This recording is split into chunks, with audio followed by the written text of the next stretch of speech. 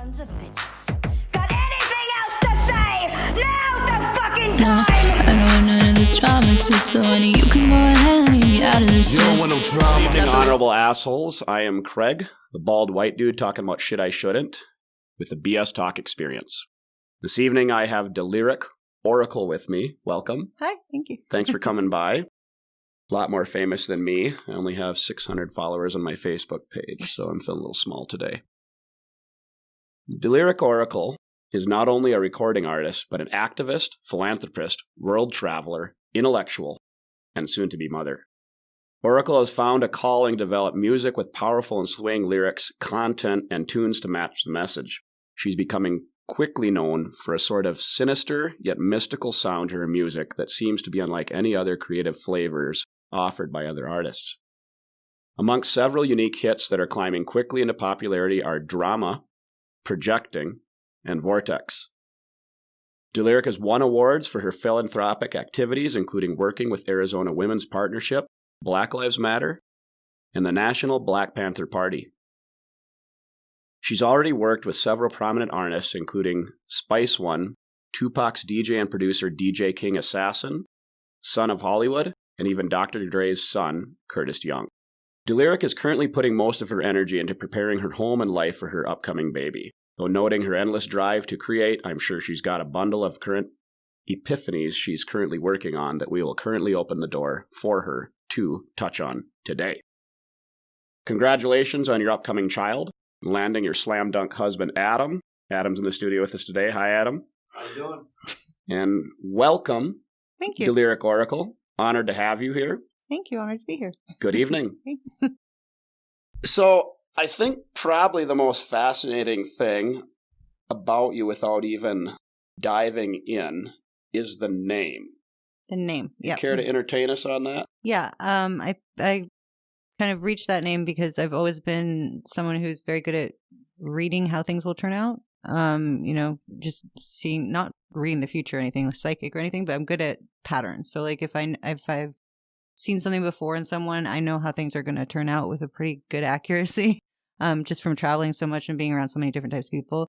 So that personality trait mixed with the fact that I've always been writing poetry and music, the Delyric Oracle is something that's somewhat, personal to me, or something that I like, or identify with. So I just switched the name from Delyric to Delyric.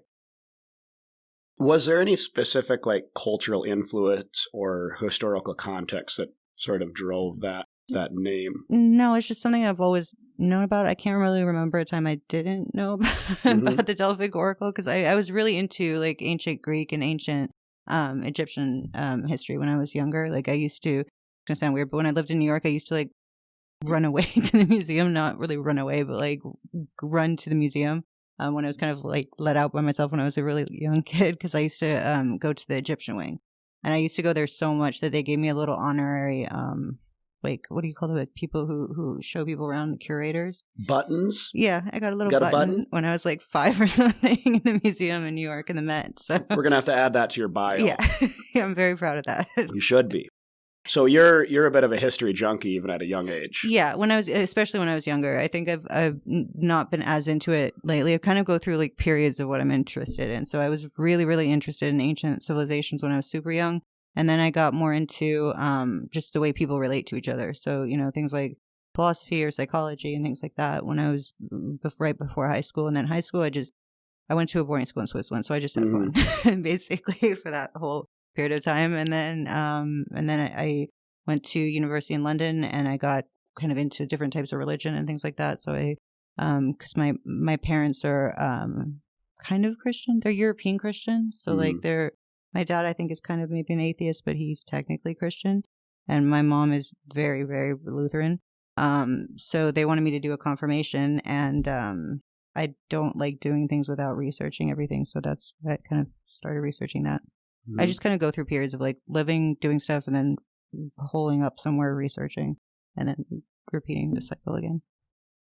So you're a bit of a cultural junkie too. It sounds like you traveled a ton as a youth, so you had to have had a lot of different, from all corners of the world, a lot of cultural impact on your viewpoints and your youth. Yeah, especially when I went to high school, because the high school that I went to, They right before I got there, they used to have a problem with the Russian kids ganging up on everybody, because a lot of the Russian kids that went there were like the kids of like Russian mafia people from Russia. Sweet. So like, and that's where they would send their kids, and they would just have an issue with that. This was before I got there. So their solution was to not let in any more than, I think, 2% or 5% from any one country.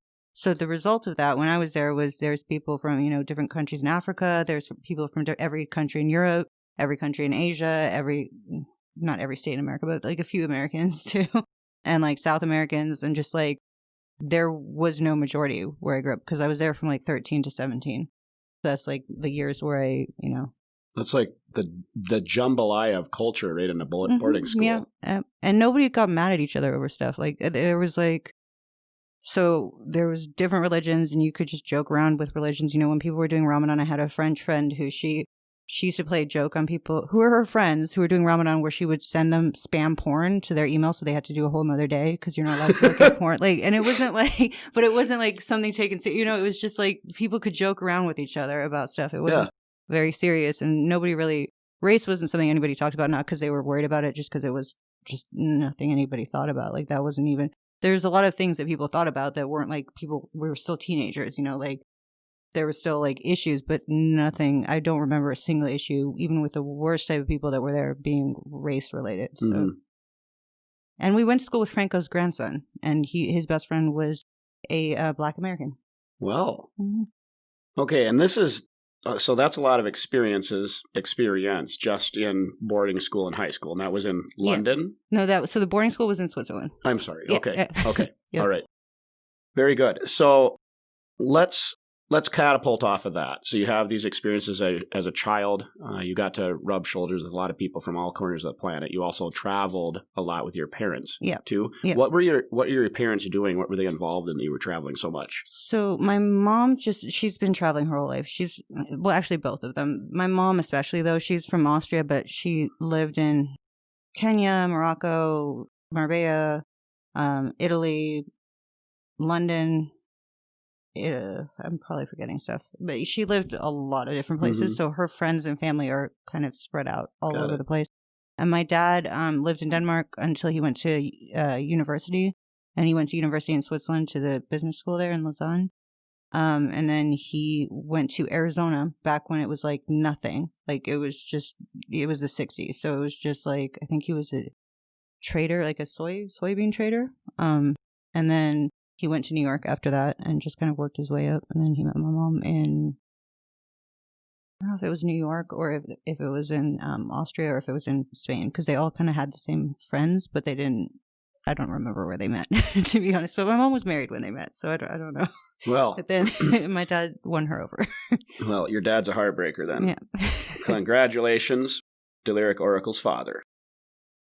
Now, let's jump into the music a little bit. So you've had these experiences, and as a child, as a youth, in your education, and all the recording artists I know, there's a smattering of artistry that they're involved in. So can you take me through sort of a timeline of some of your interests, some of your other artistry you did, and what kind of led you into developing the very unique music that you're making now? Writing has always been the number one thing. Okay. Like when I would go to other countries where I wouldn't know anybody, I would write, like if I didn't have any books to read, I would just write stories. And I found something the other day where I would just write myself into fictional stories, which is a little weird now that I think about it, but it was totally normal to me at the time. Like I would just write fictional stories and write myself into them.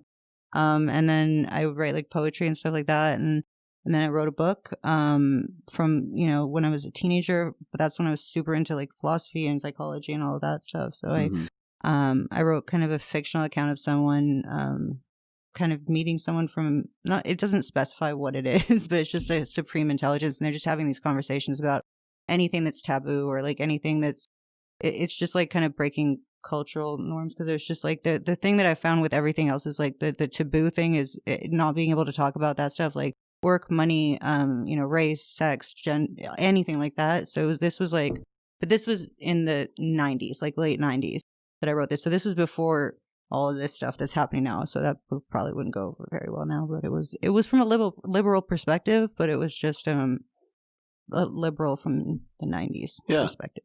Yep. Well, you just described the platform for the show. Yeah. 30 years later, here we are. Yeah. Shaking the boat, rocking the boat. So I listened to some of your music today. This morning, I listened to those 3 songs that we had in your bio, Drama, Projecting, and Vortex. So they're all very different from each other. But honestly, what I was struck by was a very poetic depth to the lyrics. I had to play them a few times to grasp it, but also that it just like that sort of sinister teeter-totter, like this sinister yet mystical sound to the music. I've never heard anything like that. And just go on, like help me out. I just listen to, I just either make my own beats or I listen to beats I like, and what comes out. Mm-hmm. I don't know how to explain it. Those songs specifically, Drama, and actually all of those songs specifically are more on the angrier side of my songs. Not angrier, but like the first one especially was right when we Adam and I left a situation that was not a good situation, where we were very much being used by someone in a record label, where, you know, I left and then he left, and then I created Delyric Entertainment, and then he made it Delyric Entertainment what it was. But we were right at the beginning stage of that, like very beginning, and I was just annoyed. So that's what came out. That was Vortex. Well, see, when I was listening to the music this morning, I became angry at whoever you were angry I know. for. But so I also, I mean, like, for you did me, a good job. A lot of people like those specific songs. My favorite song is Gang Warfare still. It's the first song I ever made.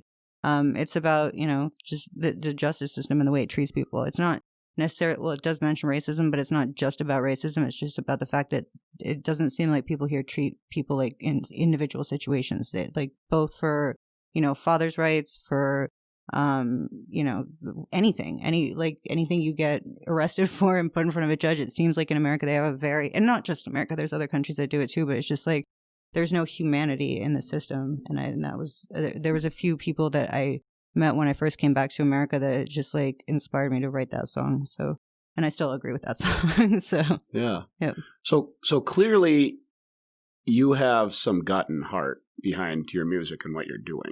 Yeah, that's what inspired what I was doing. It was the activism that I was doing that's also the other issue with where the angry songs come from. Sometimes it's when I was, because I've worked a lot with On a Move for Mumia. You know, I don't know if you know his story, but it's just any story of injustice, really. Anything that happens, it just like gets to you after a while, and you need an outlet to not explode.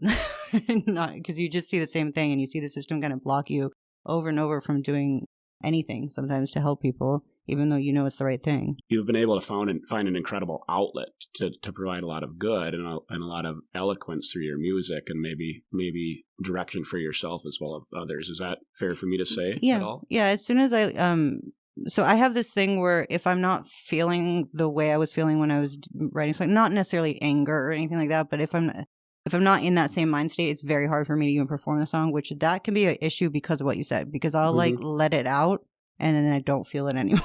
So I've kind of had to work on making myself, you know, able to still be in that moment, kind of. So the music is, it's like even therapy. Continuously therapeutic. Yeah, it's therapy. But writing has always been therapy. I used to use free association writing, just like therapy, and that's how my lyrics first were created. Was just like randomly writing stuff. I was like, oh, this is the lyrics. That was Gang Warfare, and I do think that's still one of my lyrically best songs. So, well, I mean, I'm always in the mood for gang warfare, because that's not a personal song. It's not like it is anger, but it's more just like describing a situation that hasn't changed. I mean, I wrote, that was my first song, and it still hasn't changed in any way. Like, can you describe that song for us?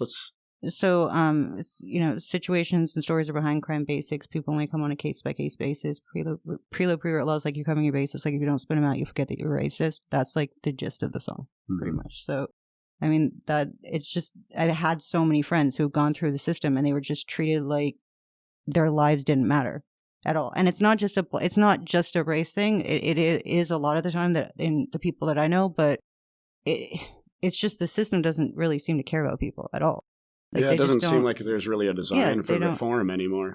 Yeah, but it's just like treating people like individuals. Like, it's just like seeing a human being and saying, okay, you're going to ruin this person's life if you put him in jail. You're going to ruin this person's life if you take away their kids. You're going to like, this is and end the kid's life. You're going to actually like destroy, domino effect families and stuff like that. Is this really worth putting someone in jail? Like, is this like actually, or are you just following the letter of the law? That's the thing that irritates.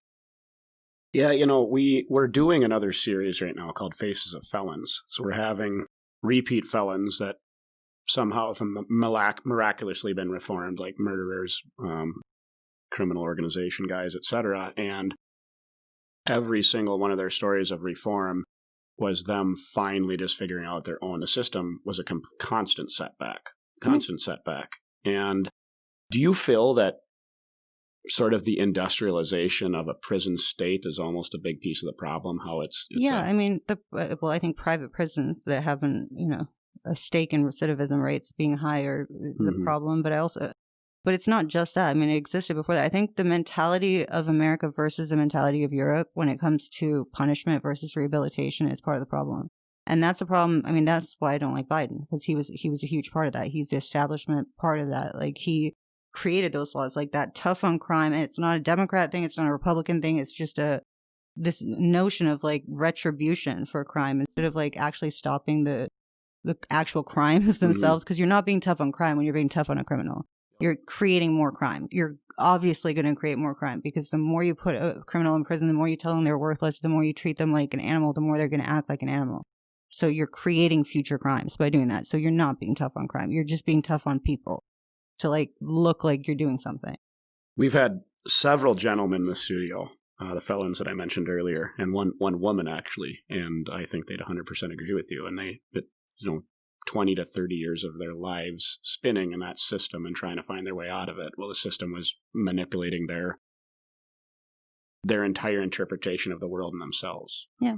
I mean, it's a luck of the draw thing too. Because if you look at the last 4 presidents, they've all admitted to taking drugs. They've all admitted to doing cocaine or Clinton didn't inhale, whatever, or whatever he said, but they've all admitted to doing something illegal. They've all done way worse things illegally, with their position. But even just when they were younger, they had drugs on them that they could have gone to jail for 10 years, 5 years, 20 years if they were a different person in a different situation, and they went on to be president. So how is it fair that you're the head of the country and you're okay with like people having their lives ruined for having a drug on them and just being in this like constant merry-go-round of... You actually just described the very reason and background why I think I'm a fit president and I'll be running in 2024. Similar history, so why not?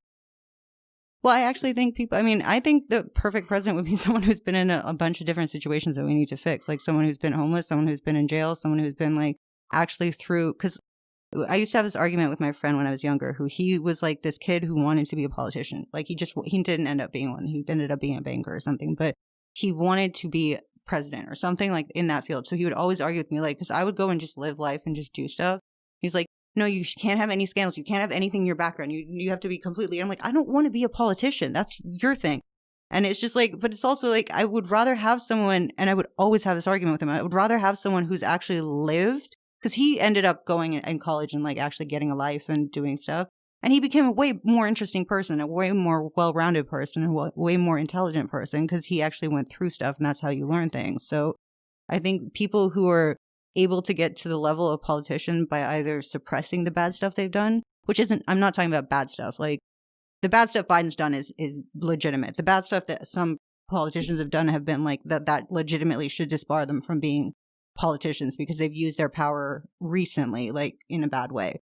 But I mean, like just doing drugs in their youth, or, going to jail, or experimenting with things, or being homeless, going through hardships, things like that. Those things should never disbar someone from being a politician, because who better to fix problems than someone who's been through them? I can get on board with that. So you are clearly well researched, and you clearly have an angle to your beliefs, to your political beliefs, probably. No, I haven't. Not an angle. I'm sorry. Go ahead. So I go back and forth. Everybody always hates. I get hate on both sides, because I don't agree with everything the left does, and I don't agree with everything the right does in America.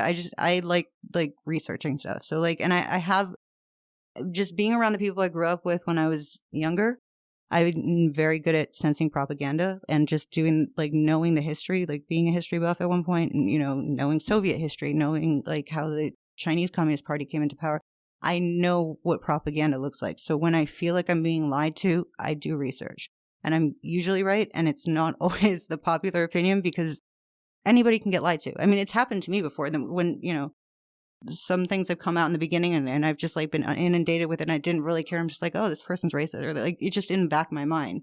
But then I'll like, if it keeps coming, I'll be like, no, this looks like propaganda, and I'll look into it like, oh, that person's not racist. Actually, they're completely the opposite of that. So yeah.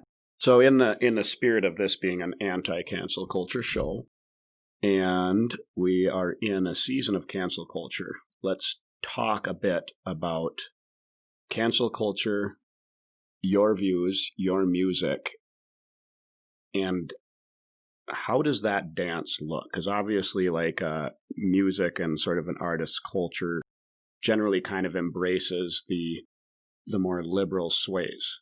Hip hop never should do that though. Like, I mean, KRS-One and people like that don't do. They hip hop's supposed to be like politically honest. Like, if you listen to the music that people. I mean, back when NWA was saying "fuck the police," no one else was. It wasn't like the pop. It wasn't. Yeah, they should be. I mean, I know they're not. Some people now. That's kind of why I don't really like Eminem anymore, and like some of the controversial artists that I didn't like them for being controversial. I wasn't a huge Eminem fan to begin with, but like, who is he now? He's just saying the same thing everybody else is saying. Like, he used to be like, at least say stuff. And no offense to him. I know he's like very. He's a good artist, all of that. I'm not trying to get, all of the Eminem fans against me. There's a lot of Eminem songs I like, but like, honestly, like he came out, when he first came out, I didn't agree with a lot of the music he came out with. It was really like rude and anti-female and all of that. But it was like, I could respect the fact that he just didn't give a shit. Like, he was just like, I know what I'm supposed to say. I'm going to say whatever the hell I want to say. So F you. Now he's just saying what everybody else is saying. Mm-hmm. See, and that's my concern with this climate of cancel culture that we're seeing right now across the globe, is the ultimate danger there is taking anything creative, any creative group, and making them homogenous. But people can only cancel themselves. Yep. Like, that's it. There's people that won't just, with the exception maybe of Alex Jones. Like, aside from him, he's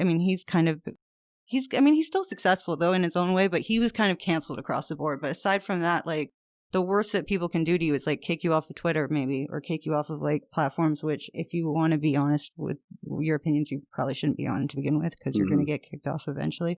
I'm surprised I'm still on Facebook, because I just, I don't argue with people. I'm not rude to people. If I see someone's status, I'm never going to correct them on their status, usually, unless it's really, really like something that's just like so wrong, and it's to do with like a genocide they're ignoring or something like that. But I do have a tendency to just say stuff that's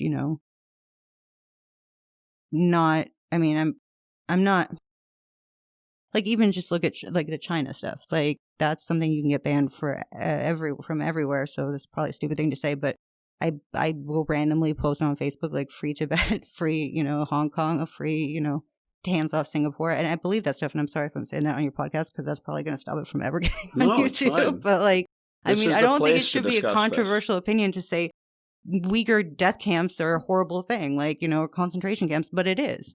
So like, there's certain things, like, you got to understand social media is bought and paid for by certain. I don't know who. I'm not going to pretend to know. I don't know if it's Chinese influence. I don't know if it's Democratic influence. I don't know who it is, but obviously they, like Facebook and Twitter, have an angle. They do have an angle. That's why, I don't expect not to get kicked off those platforms if I say something. It would suck, because I have a pretty good following on. I happen to have a verified page on Facebook, but I'm not going to. I wouldn't be surprised. It's not going to be like the end of the world. And I'm not rude to people. That's the thing. It's like, maybe that's why I haven't gotten kicked off, because I don't like argue with people. If I see enough people saying something I know is not true, and I actually know it's not true because I've done the research, like, I've looked at it, I 100% video evidence know that it's not true, it's like the opposite of what's going on, then I won't respond to them, but I will post something on my own Facebook. Can you give me an example that strikes you as a real extreme situation? Look at anything in the last 4 years with Trump. Trump is one of those situations where he's so obnoxious. He's such a obnoxious human being. He's never someone, if you told me I would ever defend him, before he became president, I've been like, he's just an obnoxious human being. Yeah, he is. But me too. But But that's the propaganda that came out. I think it was something to do with Israel when I realized that it was propaganda, because before that I was just like, what the hell is Trump doing? Like, I just heard the peripheral and I wasn't really paying attention. I was just like, why is he running for president? What, he's racist now? Like, what's going on? And that was fine because I didn't care. As soon as I thought Hillary Clinton was going to win.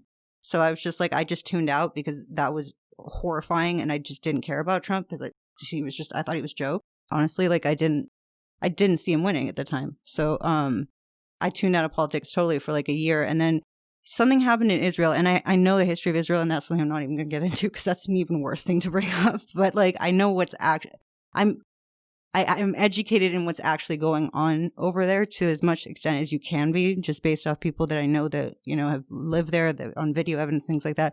Not to the extent of what I am here, obviously, because I haven't been there myself. So I can't, that's why I don't want to talk about it really. But there's some stuff that came out.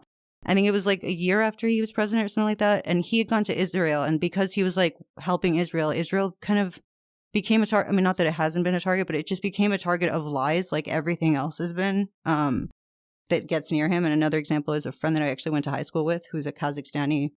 I'll get into that another time. That's too long. But he's basically a refugee from his country because his father-in-law opposed the regime there, which if you know anything about the regime there, it's not awesome. It's, you do what we say or you're going to get kicked out or put in a modern version of a gulag.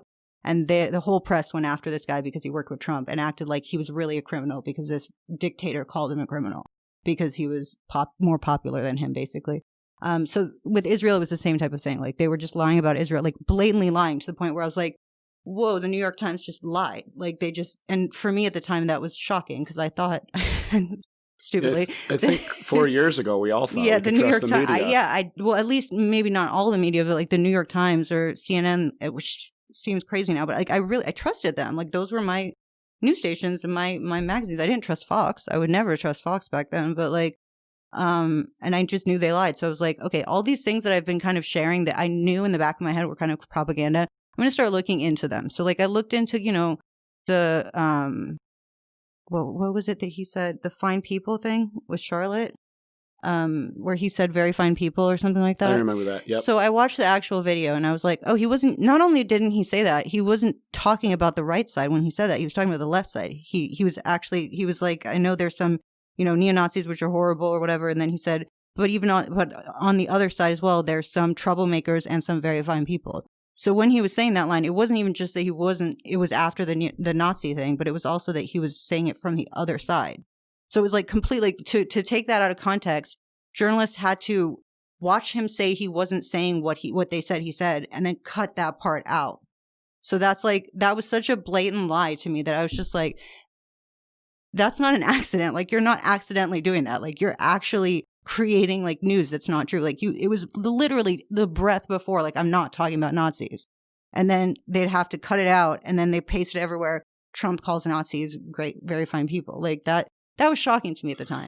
I mean, you pretty much C-SPAN. You can watch the original video and then watch what people say about it and then figure out who you trust and who you don't. But I mean, it's also a memory thing. Like the one thing that I saw live was when they started talking about kids in cages. And I was politically active before Trump. So I remember when Obama was getting protested for putting kids in cages. So I know I have a memory. I remember that was Obama and that was Biden. So when they started saying it was Trump or tried to, they had to take it back because they're still like on YouTube from 2013 or 2012, newscasts talking about Obama putting kids in cages. So, I mean, it's a little hard to pretend that doesn't exist, but I mean, there's still people I know that believe that Trump did that.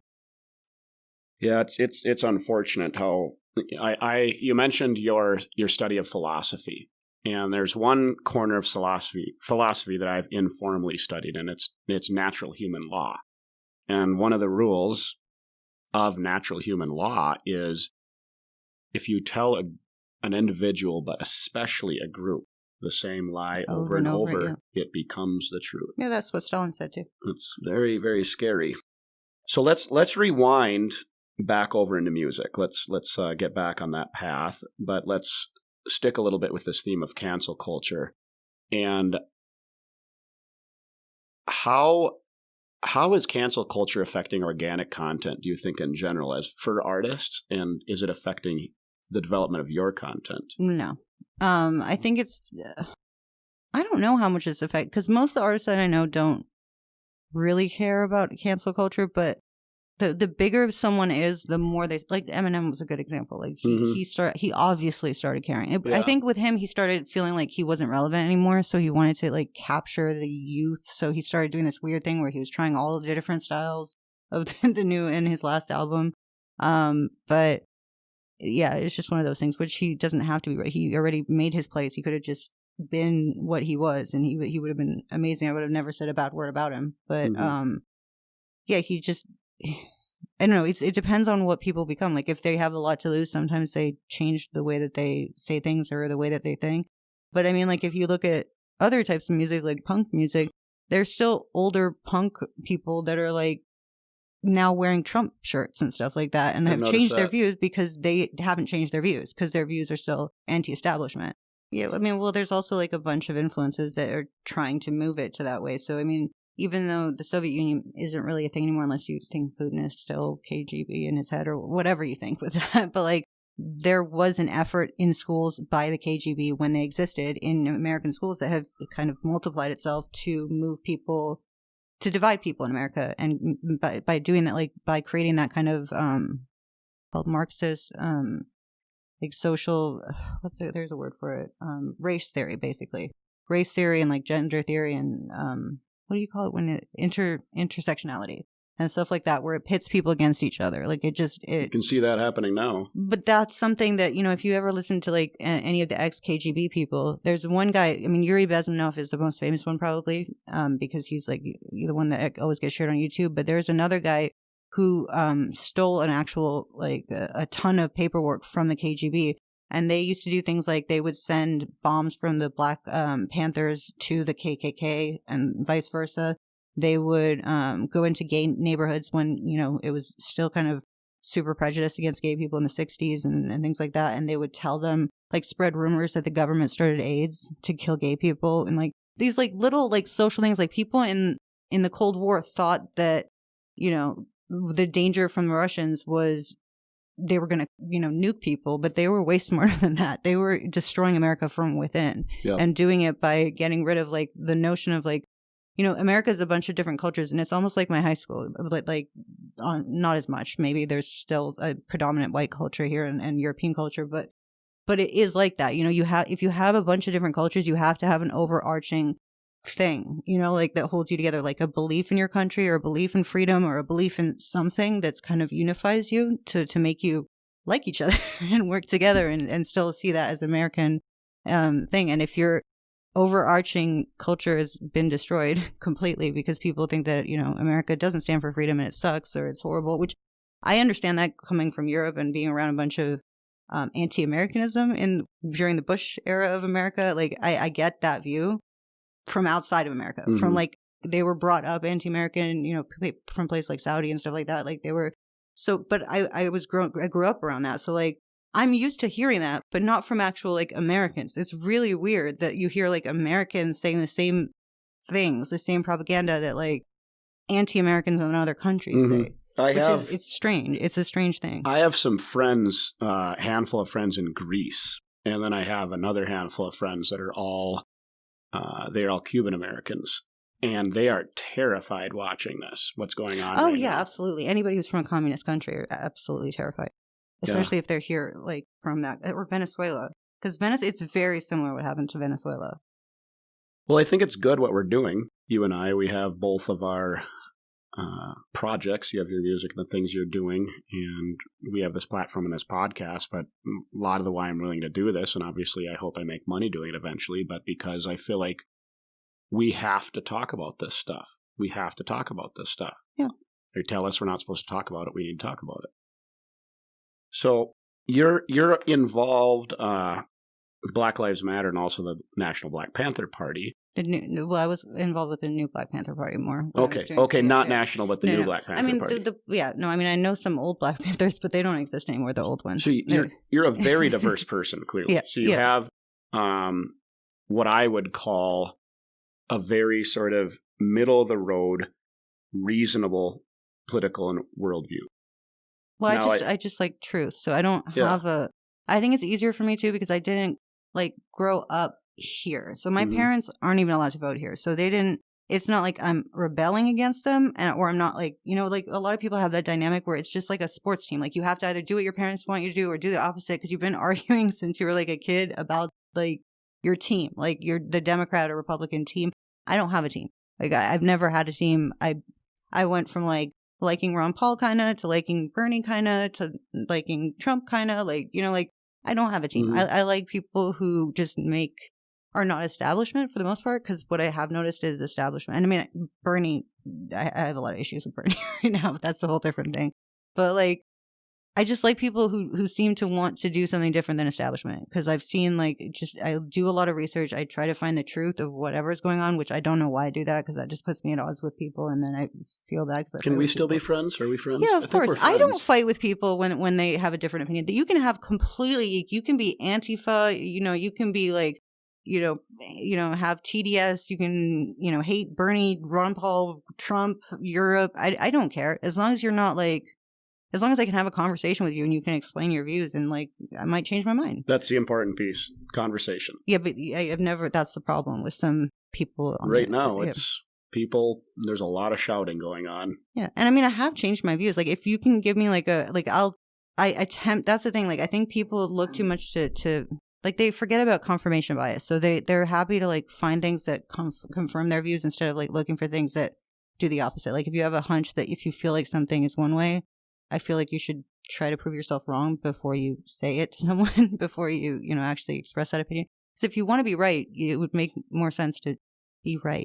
So let's talk a little bit about Black Lives Matter and then the new Black Panther Party. And I'd love to touch on that because I think a lot of people, so you have involvement in this, but you've described some of your views. And I think with the direction culture is going and what we're hearing in the media, I think a lot of people would say, well, how could she be involved in those things? Because her views Well, to might be not fair, I was represent involved that. in those things when Black Lives Matter. Well, the new Black Panther Party was before Black Lives Matter. They've been around. I mean, when Ferguson happened, right when Black Lives Matter was kind of becoming a thing, like when it was being born, because it was that same year. It was the new Black Panther Party that went to Ferguson to guard stores in the neighborhood. Like they came from outside the neighborhood because the police were not doing their job. The police were not arresting rioters, and those were the beginnings of Antifa that were coming in. Those were not they were not black rioters. They were not people that were there, protesting. They were outside people coming in, destroying the community. And it was new Black Panther Party members that were standing in front of the store doors, protecting people from the rioters because the police were too busy arresting journalists and whatever. I don't know what they were doing at the time, but like the police were useless. Everyone like at that whole like you can hear some of the stories at the time. Like I mean, they were really protecting the neighborhood, and they haven't gone far from that since then. They're not the same thing as Black Lives Matter, and even Black Lives Matter isn't the same thing as Black Lives Matter. So the now Black Lives Matter versus the then Black Lives Matter. No, but even now there's two different Black Lives Matter in Arizona that are fighting with each other. There's so much infighting, and that's kind of why I stepped away from any of the groups, and I'm just kind of focused on case by case. There's too much chaos right now. Yeah, there's too much fighting. Like so I'm not interested in fighting with other groups that kind of agree with each other but kind of don't. And then there's activists who are activists because they make money being activists, so they have an incentive to keep things the way they are. And then there's activists who really, really care. And then there's like I saw the beginnings of Antifa come in the beginning, like when we were first protesting here. And it was just like these crazy people who like just wanted to cause problems. Like they were just like these white kids who would come in and sorry, I'm not being racist, but they were kids that came from other places that were privileged white kids that would just want to beat up cops and stuff like that. And I remember having the conversation with them like 4 or 5 years ago. Like, if you do this, you are not the people who are going to pay. If you go into downtown Phoenix when we're protesting and you smash windows and you beat up police and stuff, who do you think is actually going to pay the price? You think it's you or you think it's the people who live here? Well, I was surprised in an experience I had. I was in Omaha the day after the Kennesaw shooting, and there was a big protest there out in front of my hotel, and I was walking to dinner and I actually got attacked by 4 white skinny college kids calling me a racist. Yeah, but you got to understand, they literally physically attacked by them. Black people. They attack black conservative. They attack black people, calling them like names that are not okay for white people to call black people. Like, I'm sorry. Like, in what world do you think you're not racist? Like, literally, what world do you think you're not racist when you're attacking Jewish people, Black people, like Ben Shapiro? I'm not his biggest fan. There's a lot of stuff with him. His whole trans thing, I'm not a huge fan of his stance on that. I get it, though. I respect it. I disagree with it. And I mean, I think he kind of is very mainstream more than he thinks he is. He's not very, he kind of goes with the flow of whatever's happening too. But I mean, how are you going to call a Jewish person a Nazi? Like, Antifa, like, attacked his thing. Like, how do you not understand? Like, well, I think that's therein is the ridiculousness of cancel culture, in that you can just say you're on the right side of things, and then you always are. Yeah, but only in your small. But if you notice, like, look at, that's the thing, that it's only in your small echo chamber in Twitter. Like, if you look at, like, what are the most popular in your field podcasts, Joe Rogan, who's not, pro cancel culture, who is not, or Tim Castor, any of it, like, people generally do not like it. Like, they don't like it. Like, if you look at artists, look at even Tekashi, like, who is as opposite from cancel, like, he did everything you're not supposed to do, which in the last thing he did is it's something that I personally don't think should be forgivable, but like, he did everything that you're not supposed to do, and he got more and more famous because of it.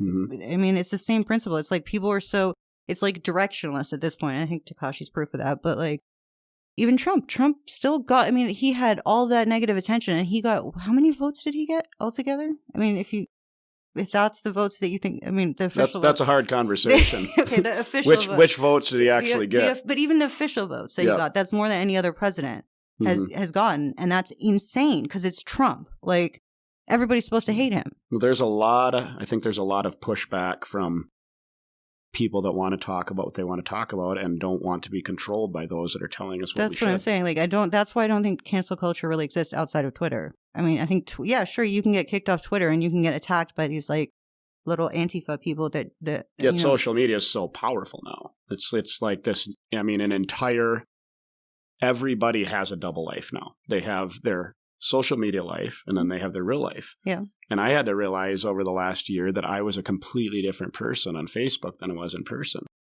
Well, my problem is I'm not. That's why I'm surprised. That's a great problem. No, it's not. You just start a class and Dude, I start have lost training us so how to many be like friends you. like, I haven't even realized how many friends I've lost, probably just by just saying Maybe stuff. they're acquaintances. Yeah. No, but I mean, like, people I went to high school with, I didn't realize they blocked me because of my opinion. Like, it just, yeah. OMG, I'm blocking you, WTF. Yeah. Yeah. But I mean, I think the social media is like anything else. It only has power because the time that Alex Jones was blocked, that's when I was like, hey, everybody needs to make a big deal about this. Because if you don't I don't care what you think about Alex Jones. Like, they're literally depersoning him, and nobody did anything. Like, so all the people who didn't do anything kind of deserved to have the same thing happen to them until like. I think that's fine. If you want to be part. If you want to be part of the axe and going around axing everybody else, the axe is coming for you probably too. Yeah, and it's not just right-wing people. They don't like anti-war liberals either. They don't like anybody who's anti-war or anti-establishment. That's something from the very beginning. If you notice, even back when Alex Jones got removed, even before then, the people that were on the left side, anti-war side, and the people who were on the right anti-war side are always the ones that get banned. Because that's, anti-establishment. That's why, things like with Trump, one of his biggest accomplishments, I think, well, aside from the peace treaties and everything, was making us energy independent. And I don't think people realize what a big deal that is. Like, that's deal. Why we fought the wars in the Middle East in the first place. That's We've fought almost every war since Vietnam has been about energy. Yeah. I mean, the war state. Yeah. Thrived off that. Yeah. And I kind of like not having wars because, I mean, I grew up with a lot of people in a lot of different countries that get bombed and drone striked and, by Obama or Bush or any of these warmongers. So, I mean. Well, I think we covered enough on politics to get you banned on just about every platform you're on. So thank you for that. Yeah, no problem. It'd be good for our show, though. Yeah, sure. Well, the China stuff, you'd be surprised. That probably of everything else is the one that's going to get anybody banned. No. Like, the weird thing is, like, okay, so one of my best friends, he's Chinese, and he's the son of a politician and one of the wealthiest women in China. And I met him in London. Mm-hmm. And I've had conversations with him in the past, which, like, have legitimately, he's the sweetest guy. He's just, like, he doesn't really, so he's like, he had a conversation with me where we were arguing about like how he's like, but we have to get rid of troublemakers. What do you do with your troublemakers? And I'm just like, he's such a nice guy, but he just says these things. And I'm just like, okay. Troublemakers are the ones building all the technology. You know, they're the organic, brilliant minds. Yeah, Those but are he the was talking about in troublemakers. China, like No, I get the it. Uyghurs Yeah. and that. Yeah. Well, let's chat a little bit about what you're working on now. So you're pregnant. So you're working at growing a brand new human being. That sounds like a lot of work. Yeah. So you can. Why don't you talk about that a little bit? So this is the first kid you're going to have, and so you're creating another intelligent artist right now in your body. Whatever it wants to be. Okay, well that's the right thing to say, but. And so you're not going to make a Britney Spears baby, but something great's going to happen. We know that. Yeah, hopefully. And you're a little tired today, so I appreciate you being with us. Hopefully I'm getting towards, so I'm getting in the second trimester officially tomorrow. So I've heard that magically all your symptoms go away in the second trimester. So I'm hoping that starts true. tomorrow? Yep. Great. So you've got this baby coming along. You're an opinionated lady, and you've got a backbone behind your opinions. Now, as you're bringing new life into the world, has that affected... You seem like somebody that actually knows who you want to be at the end of your life, and you're just kind of like filling in the gaps to achieve that direction. Has being pregnant, looking forward to having a child, sort of adjusted your lens of you? No, I mean, I've always kind of in the back of my mind thought like, oh, I'm going to teach my kids this, or like, but I never really like having kids was like not something like I knew I would have kids, but it was just like, so I have a whole list of stuff, and it's pretty similar to the list of stuff that Adam has. So I think it's just, imparting that on a kid. I think it's important to teach kids how to think, not what to think. I'm not going to tell my kid what to do or what to think. I mean, Adam and I are vegan. I'm vegetarian, sort of, during pregnancy, but we're not going to tell our kid what to eat, or, they can choose what they want to do themselves. I think it's just important to give kids all the information and teach them how to discern what's true from what's not. You're going to get that chance, it sounds like. So you've got about 6 more months until you get to start to test all these methods. Then. Yep, and realize that parenthood's probably way harder than I thought it was. Yeah, way more. I've heard it's painful too. Yeah. It's probably going to be painful. One thing that I really want to test out that I've kind of like always thought, and then I heard someone. I don't remember who it was. It was a woman who was someone. I don't remember who she was, but she was on Fox Business or something. How dare you just identify this person as only a woman? I just remember that she was a female who was very successful. She was extremely successful, and she was like a CEO. She was like whatever. She was extremely successful, and she was talking about how her father always. At the dinner table told her to bring or the whole family to bring something they failed about. Like they failed. Like that was the accomplishment of the day. And that's something I've always thought. Like I think, learning from failure is a huge thing. And it's like, it's a success. For those of us that can do it, it's amazing. Yeah. So that's something I definitely would like to implement. That's like one thing for sure I would like to implement. I talked to Adam about it too. And so That's how you pull out of the valley. Yeah. And that's how you get out of bigger valleys. I love that. So, you're making a baby now. That's a lot of work, a lot of preparation. How is that tying into your creative life with the music? Paused it. I was like super, super creative in my first trimester, like at the very beginning. And I was like in my studio and everything. And then just like I've been wiped out the last 2 weeks. 2 months. I've just been, I don't know. I've never been like this before. Yeah? You're not doing anything neat at all? No epiphanies? No. Well, I'm having epiphanies, but I don't have the energy to do anything about them.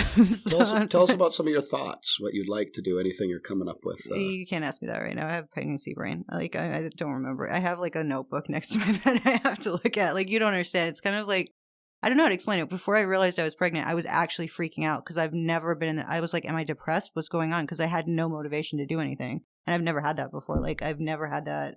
Like I was in the middle of being super motivated, and then suddenly I was just like, "Wait, I don't want to do anything."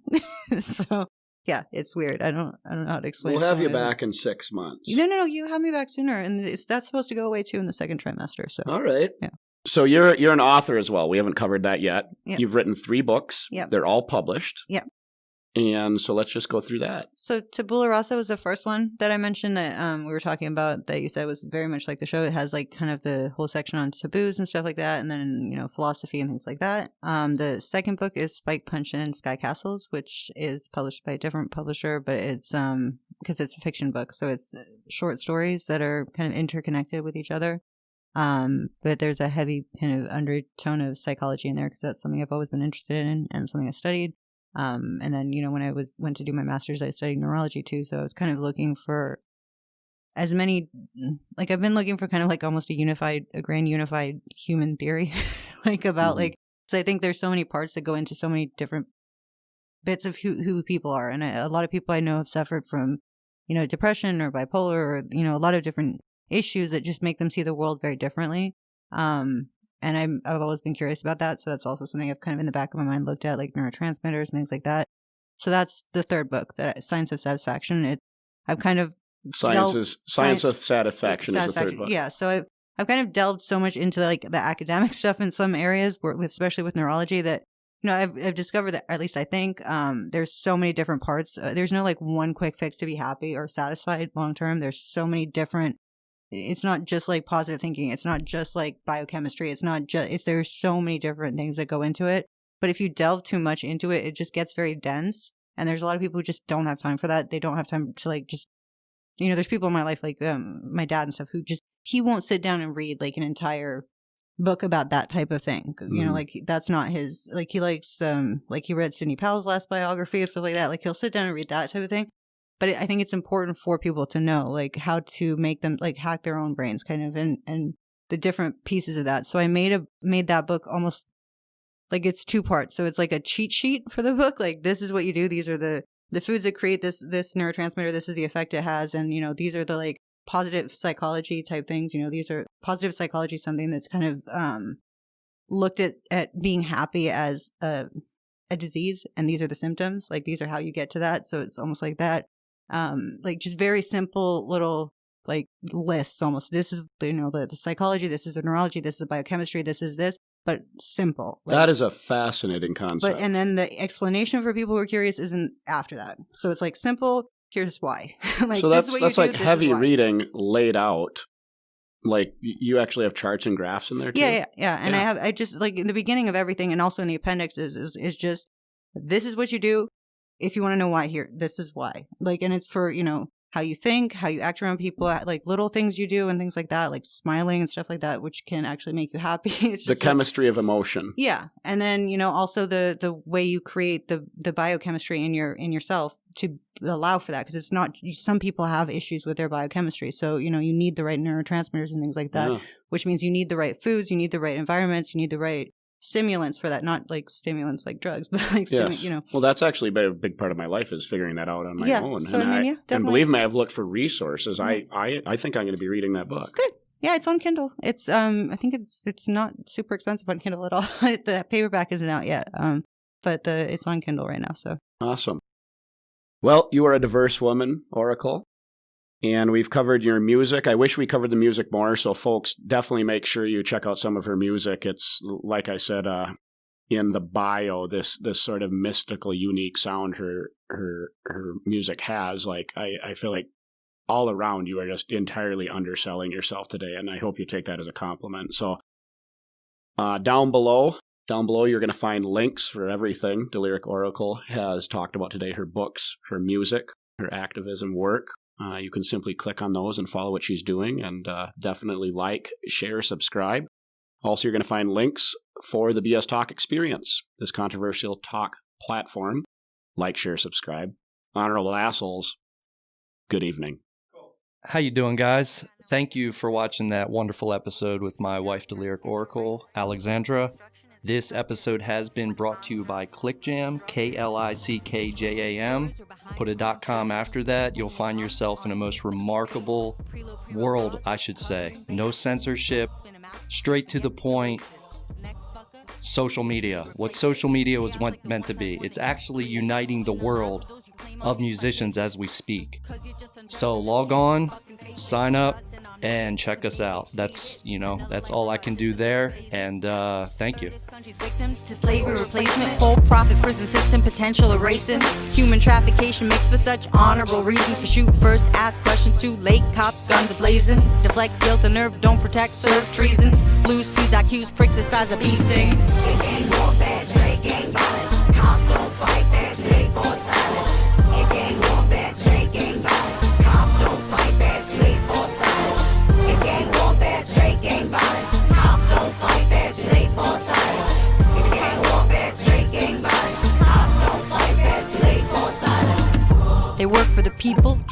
they have the people season. Hear a siren, people cause traffic wrecks freezing. Breathe a sigh of relief at sight, nah, just try to keep breathing. See how the cops just fucking lie? Kill my ground and make him the bad guy? Eric Garner broke up a fight, never harmed a fucking fly. So they took him out on sight, investigated themselves, and said they're right. In LA they murdered Ezeal Ford. Believing in a good cop is getting hard. One black man killed every 28 hours. Badges granted, immunity powers. Cops only cause for existence is to back laws of resistance to the poor getting caused by insistence on what the rich get and keep her wicked. Leave hungry in the streets and missions. Status quo, we're God's permittance. We're trying to get any pittance. It's gang warfare, straight gang violence. Cops don't fight fair, too late for silence. It's gang warfare, straight gang violence. Cops don't fight fair, too late for silence. It's gang warfare, straight gang violence. Cops don't fight fair, too late for silence. It's gang warfare, straight gang violence. Cops don't fight fair, too late for silence. It's time to fight back, that's what Huey said. 2 shots in the dark, now Huey's dead. It's not white or black, cause we all believe red. What rots in the dark, bring light instead. Relax in the facts, led to heads, filled with lead. Lots. So step out of the dark, of ignorance bred and fed. If you rap with stacks of plaques, but jack tracks, but nothing real said, kick rocks. Cause you're just stuck in the path, laid ahead by the dead. It's gang warfare, straight gang violence.